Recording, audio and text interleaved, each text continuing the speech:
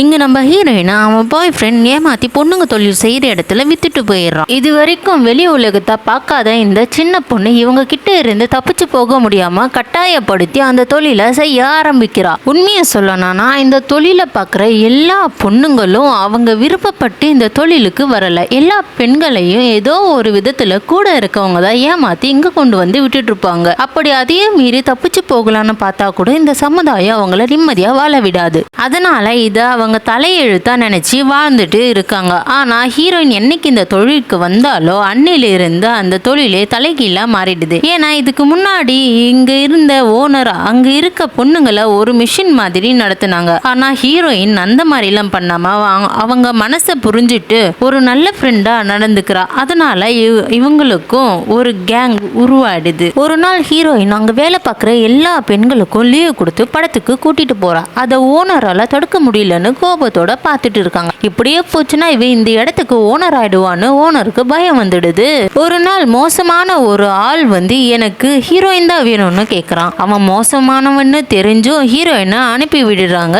அவன் அவளை பயங்கரமா கொடுமை பண்றான். அந்த சத்தத்தை கேட்டு ஓனர் சந்தோஷப்படுறாங்க. ஒரு கட்டத்துக்கு மேல சத்தம் அதிகமா வந்ததுனால எல்லாரும் ஓடி வந்துடுறாங்க.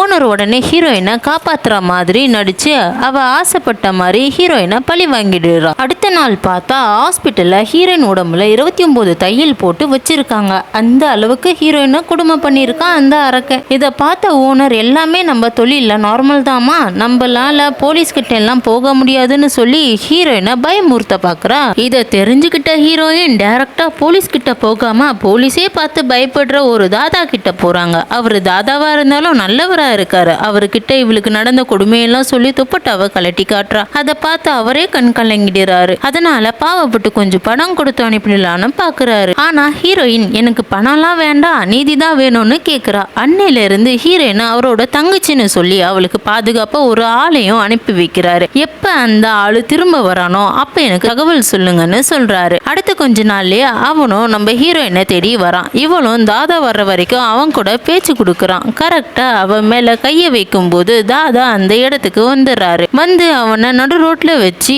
எல்லாரும் முன்னாடியும் அடி பின்றாரு.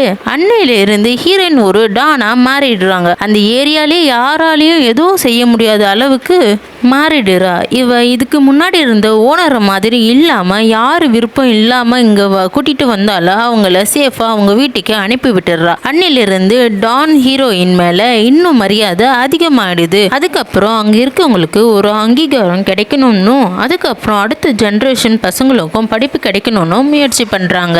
அப்படியாவது அங்க இருக்கவங்களோட தலையெழுத்து மாற்ற முடியுமான்னு போராடுறாங்க. கிளைமேக்ஸ்ல அவங்க நினைச்ச மாதிரியே அவங்களுக்கு சரியான அங்கீகாரமும் வாங்கி கொடுத்துட்றாங்க. இந்த வீடியோ உங்களுக்கு பிடிச்சிருந்தா மறக்காம like and share and subscribe பண்ண மறந்துடாதீங்க.